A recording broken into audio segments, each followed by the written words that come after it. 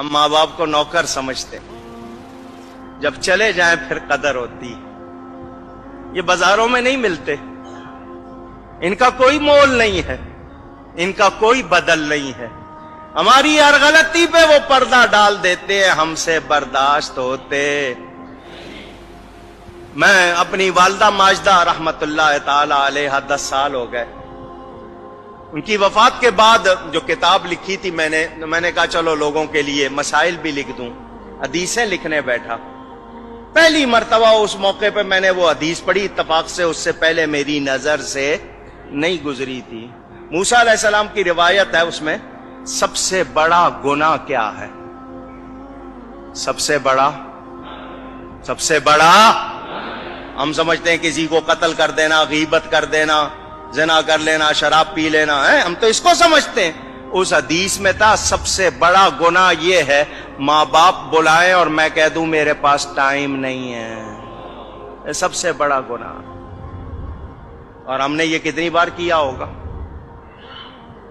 ہم تو آرڈر چلاتے، ماں کو کہہ دیں گے صبح اتنے بجے مجھے ناشتہ چاہیے، میرے کپڑے چاہیے، میرے دوست آ رہے ہیں، یہ پکڑنا چاہیے۔ ماں یہ نوکر ہے؟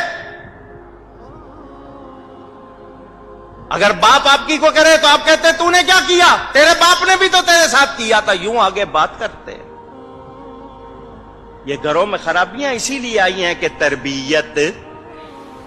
حضور صلی اللہ علیہ وسلم کا ارشاد بیہقی شریف میں حدیث موجود، فرمایا میں عشاء کی نماز پڑھ رہا ہوتا، میری ماں میرا نام لے کر بلاتی، میں نماز چھوڑ کر ماں کے پاس جاتا۔ کتنا بڑا پیغام میرے آپ کے لیے۔ موسیٰ علیہ السلام مزاج میں تیزی تھی، اونچی بول لیتے تھے، جب جاتے تھے کوہ طور پر کلام کرنے ماں پیچھے مصلی بچھا لیتی تھی۔ یا اللہ میرے موسیٰ کے مزاج میں تیزی ہے، بات کرتے ہوئے آواز اونچی ہو جائے تو معاف کر دینا۔ نبی تھے وہ، معصوم، ماں ہوتی ہے، دعا کر رہی ہے، ماں کا انتقال ہو گیا۔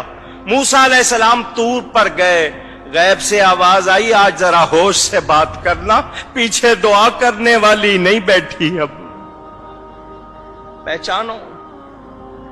پہچانو ہمارے گھروں میں بے برکتی اسی لیے ہے کہ ہم نے ماں باپ کی قدر بھلا دی۔